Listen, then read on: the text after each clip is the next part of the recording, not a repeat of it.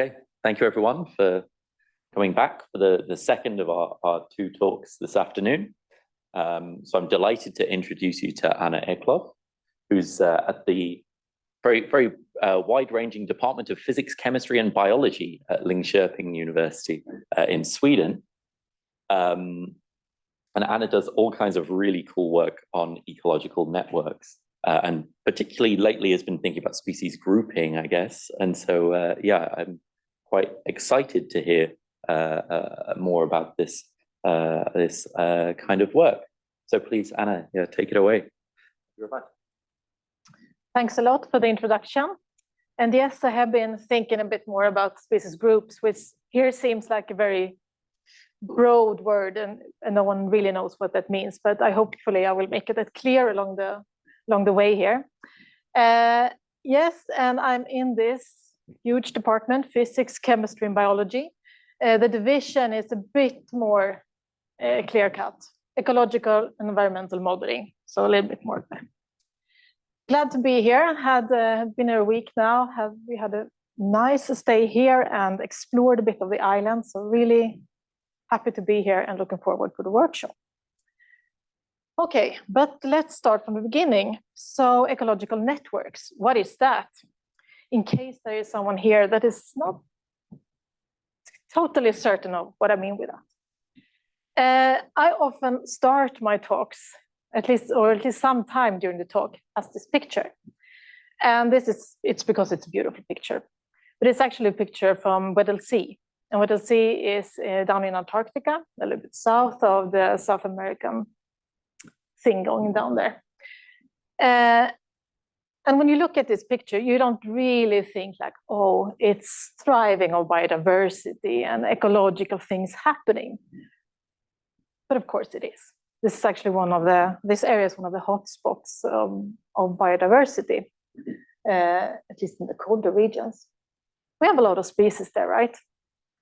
In these marine systems, ranging from the primary producers up to the very top predators and really large animals like the whales. But of course, they are not organized like this. They are not just hanging around there. They are organized, something like this instead, with some interactions going on between them. And here I rearrange these animals and plants according to their feeding interactions. So we have some ice algae and some plankton in the bottom, being very not specific here about the exact species, and the top predators at the top. But of course, it doesn't really look like this either. This is a way too simplified ecological network. So something more like this. This is a picture of the research data down in Weddell Sea, where they actually went out and collected species interaction data from gut content analysis, but also from actually expert knowledge and diving into the literature. And as you clearly can see, this is about 500 species and 16,000 interactions, which you can't see, of course. But it's a lot, and it's quite messy. That is what this picture want to tell us. But it's organized in the same way as the other one, with the primary producers in the bottom, and then as we go up, we come further up to the top predators. So this is an ecological network, or actually this is an example of an ecological network. This is a food web, so each dot is a species, and then we have feeding interactions going on between them. We can have other types of ecological networks, plant pollinator networks, or competition networks, parasitoid networks, etc. So an ecological network is anything where species are connected to each other by interactions. But during this talk, it will only be, or mostly be about food webs. Okay, so it can be quite messy. Yeah, I should say that Weddell Sea food web is one of the best, most highly resolved food webs we have today. But it's getting more and more. But I'm interested in finding patterns in these networks. And in particular, I'm interested in what happens if we disturb these networks. What if some extra species comes in, or someone gets removed, die out, or if we change abundance of some species, etc. But then we need to get some order into this kind of messy thing. And one way to do that in networks in general, in complex network science, is community detection. So to go from a network that looks like that blob to something that maybe looks a bit more like this, where we have merged the different, in our case, then species into groups. And we can see that there are some species that are interacting in certain ways with other species. And community detection, that is a very wide area. But it all boils down to finding general patterns and put species together and make a little bit more sense of it. And why do we want to do that in ecological networks? Well, I sort of already said that, right? That we want to bring some order to the mess and see what happens in disturbance. But if we think about it, how species interact in ecological networks often depends on their traits. Here it's exemplified with some birds. So you have the toucan bird, needs to have a really big beak to get into those fruits. Or here it's a colibri that also need to have a certain kind of beak to get nectar from those specific plants it's going for. And this is, of course, true in food webs as well. If you're going to eat the fish, you need to have a certain size of your mouth to be able to eat it, etc. So species traits, that actually defines often our interaction network. Who can interact with whom is often defined by species traits. And the interactions in turn, they are often identifying ecological functions. So if you have a similar set of interactions, we might assume that you also have some similar role in the network. And therefore, finding species that have similar sets of interactions might give us a hint of ecological functions. And this is an example from a paper from 2020 by Slade. And they looked at the dung beetles and how they decompose dung. And these different settings here is three, each triangle is 3 different species. And the color is how much dung that each species then decompose, depending on then which other species it is in the same community with. So I just put this up to show you that, yes, there are things that functions are actually changing depending on how the community looks. I'm just checking the time so I know. I think I might have tried to squeeze in a little bit too much, but let's see how things go. Okay, so the outline is I'm going to talk a bit general about the method I've used or we used for the community detection. And that is then specifically stochastic block models. And we're going to have a very, very, very brief overview. And then I'm mainly going to focus on 2 recent projects. One about the spatial resolution and how we identify groups then. And one about how sure we can be about that the groups we actually find that they are relevant. And actually I should have said maybe 3 projects because I will, if I have time, talk a little bit about when we disturb these networks, how the groups are changing then as well. But first a little bit like in sort of history, not really history, but overview about community detection and ecological networks. And one thing that people have been looking on for quite some time, and maybe that's what it started in ecological networks, is modularity. And what is modularity? Well, that is groups of species that when you interact more within the groups, more interactions are happening than between the groups. And this is sort of a classical paper that showed that in food web, in a marine food web, if I don't remember incorrectly. And they find sort of two larger modules that really corresponded more into depth. So this community was more in the lower depth, and the other one was more in the higher depth. And modularity is also quite common, and that you investigate in plant pollinator networks. So flowers and their pollinators, and there you often we have tons of papers. I was about to say where we check how modular, or not me personally, the community, how modular these networks are. So when we check this, it's very useful to make a matrix representation of the ecological network. So you put the species, and in this case, I have 1, 2, 3, and so on in the rows and columns. If there is an interaction between two species, then we put the 1 there, or some value if we have some measure of the strength. So in this case, then, species number 2, for example, have an interaction with species number 1, and 3 have an interaction with 2.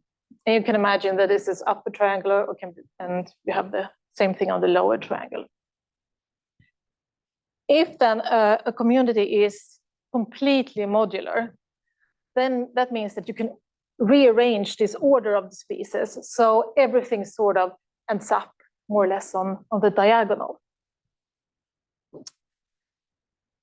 And in this case, then we will get like 4 modules probably. And as we saw in this Krause paper, which was 2 different modules depending on the depth, that is quite common if we look at that it represents some kind of environment. And here I represented it with maybe, now I've lost the word, forest with leaves, and then coniferous, thank you, coniferous forest, and then maybe some stream. And yes, I did draw these myself, and if you want something similar for your talks, please let me know. So then it can make sense, right? That we have this, that's more interactions going on between this. But if we're interested in food webs and species interacting, like plants and animals interacting, then it usually is not the modules maybe we are looking for. Because if we think feeding interactions, plants rarely eat plants. Well, you might protest against this, but in general, that's not so much going on. And rabbits does not so often eat rabbits, etc. Usually then we have the groups outside the diagonal. So that actually rabbits eat plants and predators eat rabbits, like in the fox here. And the stochastic block models, they find both, or can identify both. They can identify any types of groups, but this is more often what we find. And that has been a bit overseen, I think, because it's been so focused on modularity in ecology. And so it is basically stochastic block models we use. In ecology, it might be more known as the group model.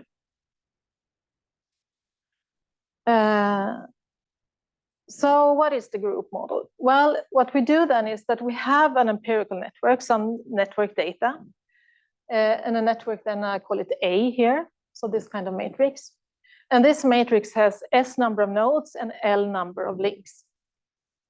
And then you can use a directed random graph to find the probability, and use an directed random graph where the probability of connecting any 2 nodes is here called P. And the likelihood of then obtaining A is given by this equation. And I put this up basically because all that is in there is the number of links in the network A, S, the number of species or nodes, and L, the number of links, and this probability. That is all that goes in there. So no extra information on, in our case, like species identity, etc. So then we can get out the likelihood for obtaining exactly network A, so all the interactions at the correct places. This is basically the equations that are in here. Then we can expand this. So randomly generating A after assigning these nodes into a specific number of groups, so into K number of groups.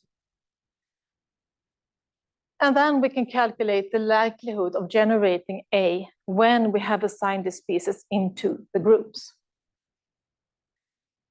So then the likelihood will depend on the number of species, number of links, but also on the number of groups. So you see the change here was that now it is a vector instead, with all the probabilities that the links occur between all combination of groups.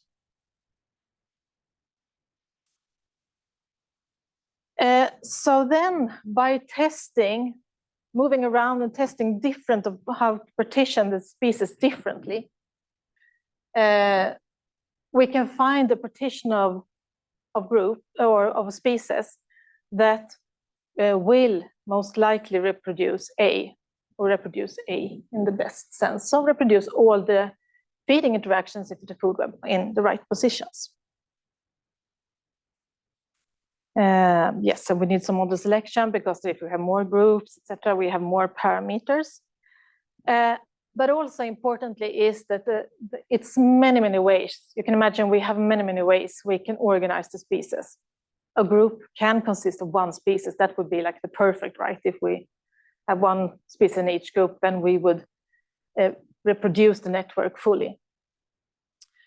So that's not really interesting. But either way, we have a lot of ways to organize this. And we need to do some kind of search algorithm to find the best solution. Okay, so what do we get out when we have done this? Yes, species within a group are then identified. So those species within a group, they interact in a similar way with other species in that they are in the same groups. So that's sort of my thought there is, or our thought is that it's like resembles some kind of functional groups then. Important also to notice that this method is like recursively. So which species or which group of species will belong to depends on which group its praise belongs to, and also below that. So it's a recursive relationship. And in Ecology, I think this was first published by Allesina and Pascual in 2009. Okay, so a little bit of an overview there. When did I start? Was it 50? Yeah, so about around 5 finished them. Yeah. Okay, so some examples of how this have been used. Baskerville and et al. They used a group model. They had a Bayesian modeling approach to this, but it was basically the group model, a stochastic block model with all the parameters were treated probabilistically. But they used this for a Serengeti food web. It's plant and mammals in the Serengeti. And what they found out was that the identified plant groups, they really well resemble different habitat types. So with no other data in, then the species and the links, attributes for the species, and so they still could resemble these different habitats quite well. So it seems like there are ecological relevant groups coming out from this.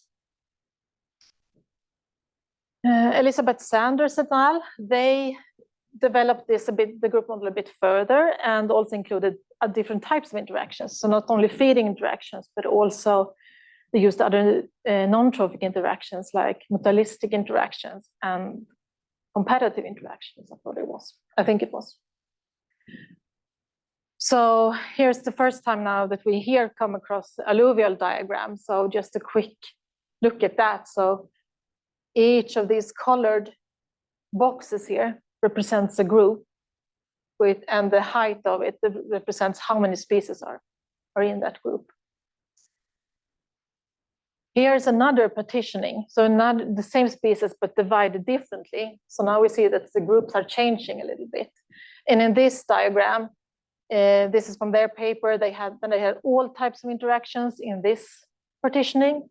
And here they only had the feeding interactions, so the trophic interactions. And then you see these gray bars that go in between the different boxes. That is how species are transferred between these different partitions. So if we have a lot of crossovers like we have here, then more things are changing basically. So what was new here was that they included new types of, or more types of interaction as well. And even more types were included by Milashka-Smith, where they also looked at parasites, included parasites, and so if this model could identify the parasites. And remember, it's all about only having the species and their interactions, so no attributes connected. I did during my postdoc, I did a paper on actually assigning species to group in advance, so using the different taxonomic levels, assigning the species to those groups, yes, and see how well we could, based on the taxonomic identity of the species, reassemble the network. This is a complicated figure, but yeah, you basically see these different groups on different taxonomic level. This large is the chordata, and then we have here the aves, for example. And we see that most interactions go between different groups, not within. Okay, so that was a bit about different extensions that we can do. So maybe I should talk about something we have done quite recently then. And that is about spatial resolution and group structure. And this is work done with mainly with my PhD student, Mikael Olsson. And we used a data set, a food web data set from the Barents Sea. So in the Arctic Ocean and around Svalbard, one can say, there is this data set assembled. And the data set was published by Korch et al. And what's interesting here is as well that this is the full Barents Sea, but each of these polygons are different areas in the sea. And what they have done is that they have also measured, in this case, the temperature in so the annual mean temperature. And they have a bunch of other abiotic factors connected to each of these polygons, like the ice coverage and yeah, those kind of things. So we have a food web data set that is covering all these polygons together, but we also have food webs in each of these polygons, which means that we can look at how does it differ between the different polygons, and how does it differ from the whole meta web. And that maybe was what I was about to say here. Yeah, 233 species and about 2,000 feeding interactions in the meta web, then a bit different in the other webs. So we were interested in looking at how does the group structure differ between if you take the full meta web or specific subweb, and also how does it differ between subwebs. And we were also interested then to see if are there certain species that are more variable, but that maybe move around groups more in the different subregions. So to measure that, we wanted to measure to what extent a certain group from a partition A, so that could be a partition in one sub-region. So to what extent this group K from partition A is resembling any group of partition B. So here we have the alluvial diagrams again. So we have partition A, that could be then one of the subnetworks, and partition B could be one of the other subnetworks. And we want to see how similar these are. To that, we use the complement of the Jaccard index. And so what is important is that we compare that, the group K and in network A. So yeah, the complement of the Jaccard index of dissimilarity, I should say there. And we could see then the distance between these different partitions and measure the dissimilarity in that way. We also then use the clustering to cluster food webs that were more equal in their group structure. So this is a result figure. So each of these different color and forms here are food webs that has, or subnetworks that has been clustered and based on their similarity in group structure. And we see that there are differences. They are different in group structure depending on where in space they are, and that they are more similar the closer they are together. This one with the crosses, they were actually sort of food webs that we couldn't really cluster together with anything. So they are a bit of a leftover group. But interesting here was that because of course we have a lot of species overlap in the identity of the species between different networks, but there were clearly difference in the group structure. So that was only not depending on the species overlap, but we could see other differences in the groupings of the species. We were also interested in looking at then, are there certain species that are more easily changed group between different subnetworks? So there we measured a species turnover, and I put up this table as an example. So what we measure then is really simple. We have a network A and a network B. We have a number of species, A to F, and a number of groups here, 1 to 3. And the same then in network B. And then we measure how, if the pair species AB, are they in the same group or not?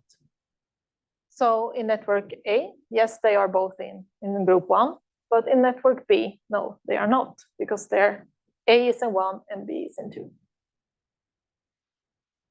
And we do this for all the combinations, and then we can get for each species, we get the species turnover, and then we can see if some species are more often changing group. There were some trends coming out. Unfortunately, we never get really, really clear trends. I don't know what that is. Maybe we should stick to another area than ecology then. But what we generally could see, what species with more links, they experience less group turnover. So if they were more generalist or had more interactions, they were often less able, or less change group less. When we resolved it also and looked at different taxonomies of the species, then we also could see there was some signal there. So here is for the 8 of the most species-rich phyla, and there seem to be some differences, at least. They cluster a little bit, but also that is not, but interesting here is that even if you maybe have a similar number of links, these phyla are differentiated. So something is going on there as well.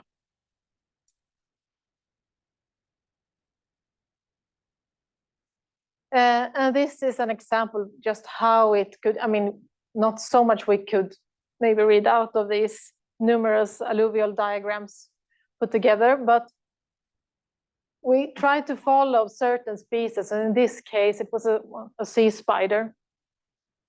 And we checked where was that positioning in the meta web and then in different subregions. And here are some examples of where it actually groups with very different species in some subregions, but then it would stay in the same group in other subregions. So there are some differences. There are some things going on here.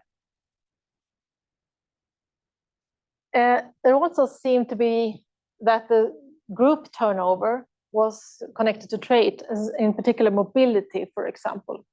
So often more mobile species, they change group less often than sessile species, which sort of makes sense, because then if you're more mobile, you can move around and maybe you actually keep your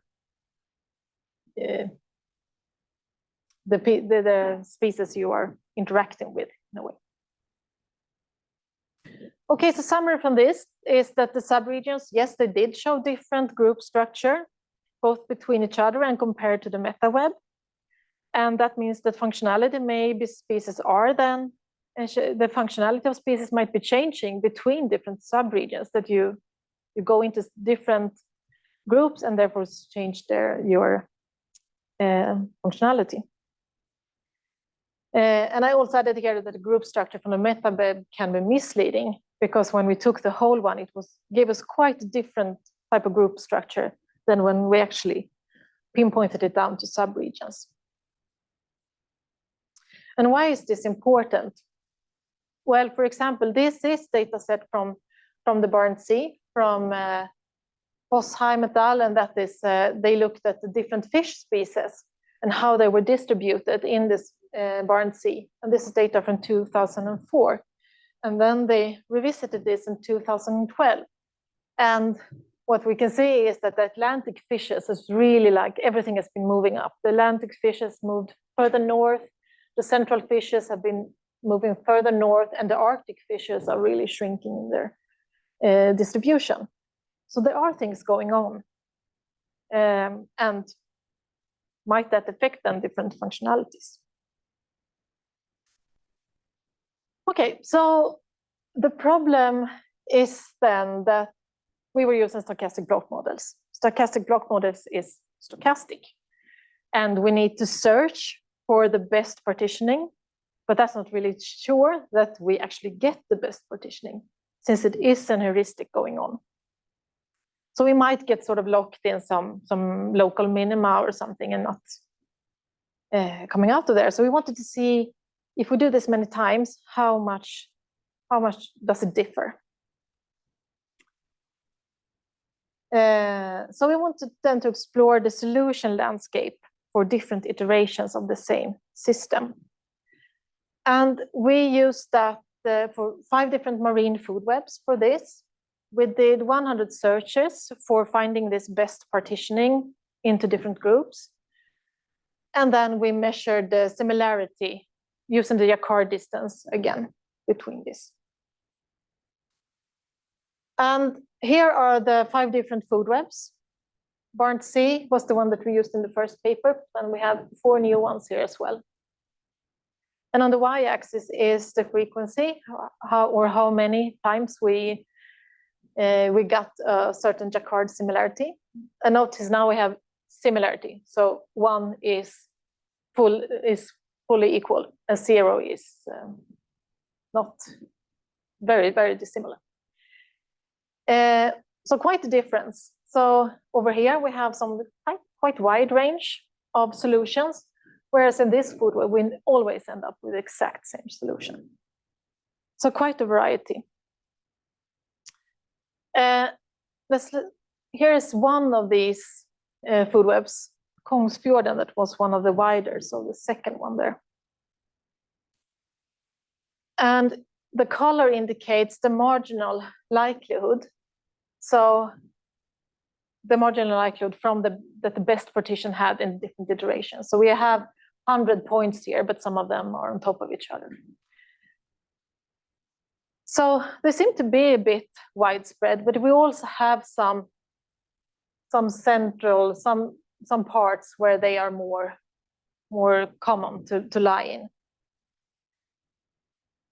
And if we look at the reef that also had pretty wide, we again see it more clearly that the solutions are a bit clustered around certain specific solutions. So we were then interested in how different are these and what is happening. So in Kongsfjorden, this is again maybe quite a complicated diagram, but we have the groupings here on in the rows and the groups in the columns. And each little square in here is one species pair then in this matrix. And the darker it is, the more often these species pair stay in the same group. So what we can see is most of the changes between these different solutions, so this is an average of all our 100 iterations, most of these changes is species that change between group 4 and 5. So these two larger groups here. So even if we see a variety in the solutions, it seems to be centered around some specific groups, which are very pedagogically did this, obviously, too. And if we look at the other food webs, this is the same picture. It's Kongsfjorden up there again. There are some varieties, but it seems we can identify where these different things are happening. And for example, in the Barents Sea, even if we had a quite wide solution, it's not so much change between these. So it seems that we have some stability. And this Kongsfjorden is the one that changes the most. But as I said, it's basically species that change between two groups. We were also then interested in why is this happening? Well, it depends. We don't really have the answer for it. But when we looked at species traits, we had some traits described for all these species. And if it was a larger number of traits, here on x-axis, more traits in the group over here, then that group was often less stable. You see the boxes, it's quite some variability. There's at least some trend there. But if it's more diverse groups, then they are less stable. So to summarize this, the width of the solution landscape differ between the food webs, but still what the results with the partitions are pretty similar. So it's not that we get something completely different set of groupings. And usually the changes are often due to a limited number of specific groups or even a limited number of species. And maybe then something on the trait profile can tell us how. Tell us something about the stability. So in 2 minutes now, I will talk about disturbance effects on group structure. So why is this interesting? Well, food web data on ecological networks, like maybe ecological data often is, not perfect. We can't be certain that we actually have assembled the networks correctly. There are a lot of sources of errors in it. And these are some examples. This is from a different paper we did a couple of years ago, but where we have the true matrix up there, the true interaction matrix. But then we can have some variation in the probability of an interaction. Some interactions might happen there all the time, very frequently, and some may happen quite rare. And maybe we don't distinguish that in our data. We can have variation in the occurrence, like in the subnetworks that we had for Barents Sea. It can be different there. We have some error because it's hard to detect some interactions. We will miss some interactions because they're hard to detect, maybe. Which may be that we end up with an absurd matrix that is, here it's much less interaction, but it could be going both ways. So we did this I thought I had something else in between here. Maybe I said it here. Oh, yeah. So what we did was we took the same 5 networks and then we modified them a bit. So we started to remove links randomly from them and just see how much of the group structure is still there. And this is the same picture as we saw before. And in fact, the upper panel is exactly the same, where we have not done any removal. And we see how often different groups are, and species within groups are changing groups. And this is for the Kongsfjorden. Here is when we have removed 10% of the links. And well, we see almost like a continuum. It's these same groups that are sort of being more mixed up. So something happens, but it seems to be centered in the same way. And that was Kongsfjorden. And these are all the other networks, so the Barden Sea, the Reef, St. Mark's. And here is something interesting, it's the Ithon. So just a reminder that Ithon was that food web that has, in all 100 iterations, had exactly the same group structure. Then we removed some links from it. And then all things start to fall apart, not really, but it happens things everywhere. We get a lot of species changing groups. This is a bit of this is the least well-resolved network, and so can depend a bit on that. But anyway, we thought it was really interesting. We can't really explain it ecologically right now. This is work in progress, but it was a bit interesting.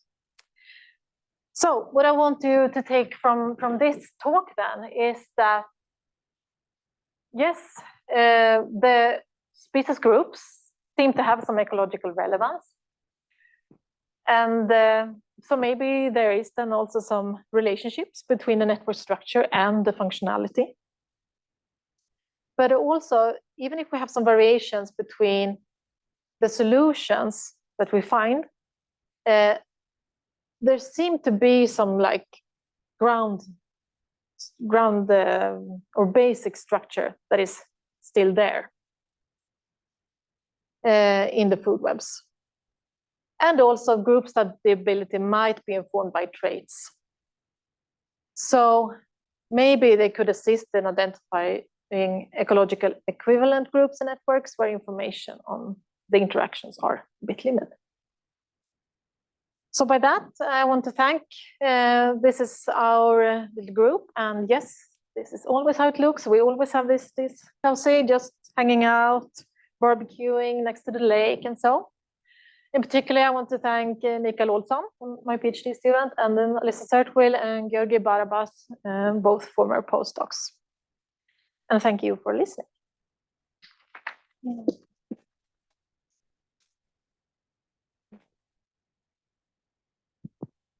Thanks, Anna. That was a really, really cool, really interesting talk. So we've got maybe 5 minutes for questions, if anyone has any questions. Anna?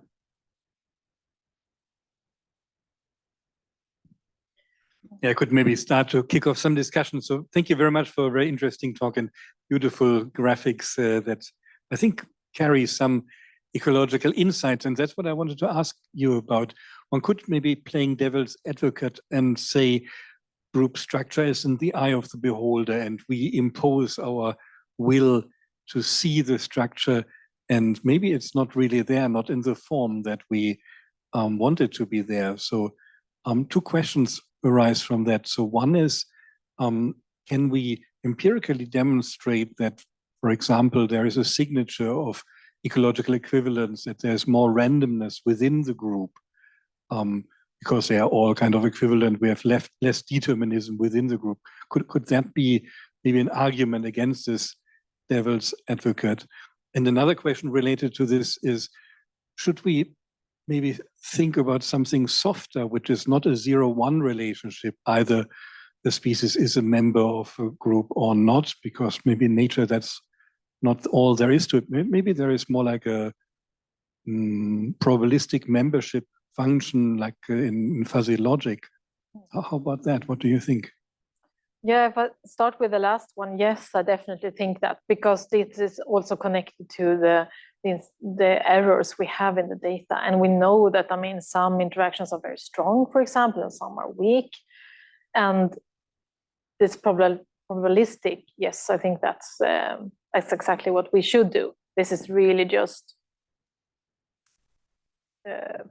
sort of the coarsest way to do it with this ones and zeros. So I think we should include both interaction strengths, but also probability.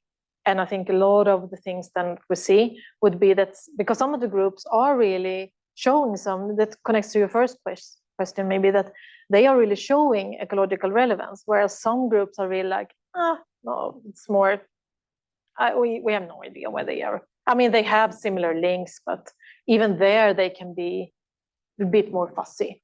And then I think if we do it probabilistically, we would really see that okay, here you have a group with, they are quite low probability, all of the species. So yes, I think that's really important to do that. And we hope to continue doing that.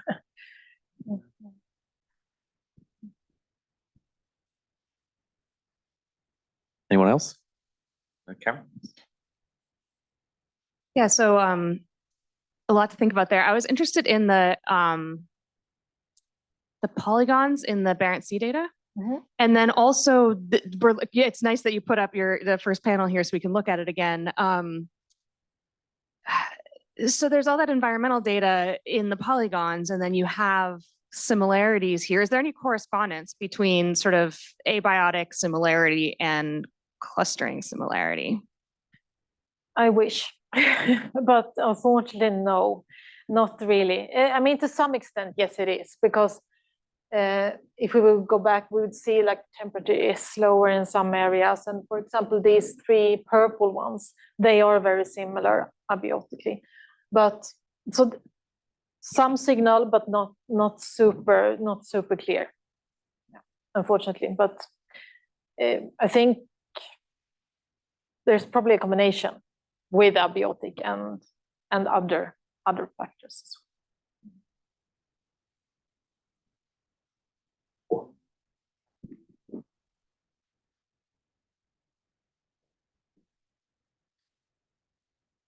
Great talk. Thank you so much. I'm wondering about targeted link elimination rather than the 10% random elimination, and how you would start to think about that. And then maybe the more well-formed of that would be why link removal and not link addition? Also a very good question, and I'll start with the last one, why link removal. It just happened. No, but it would be, and maybe it would be even make more sense to do link addition, or even just no changes at all, just scramble it around a little bit. So I have no good answer to it. That was the one thing we did. We hope to look into the other ones. No, I already forgot what you said first. Yeah. The random removal was just also because, okay, we start here. I definitely think we should do targeted removal, for example, like species with many links, that we start removing from those, or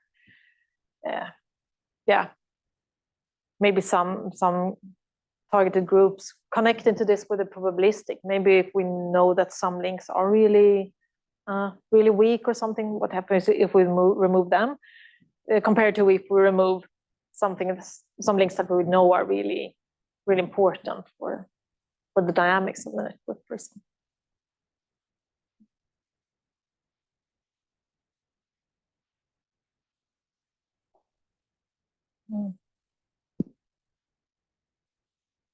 Okay, I will close the session, but thank Anna once again. Thank you so much, Anna. Thank you.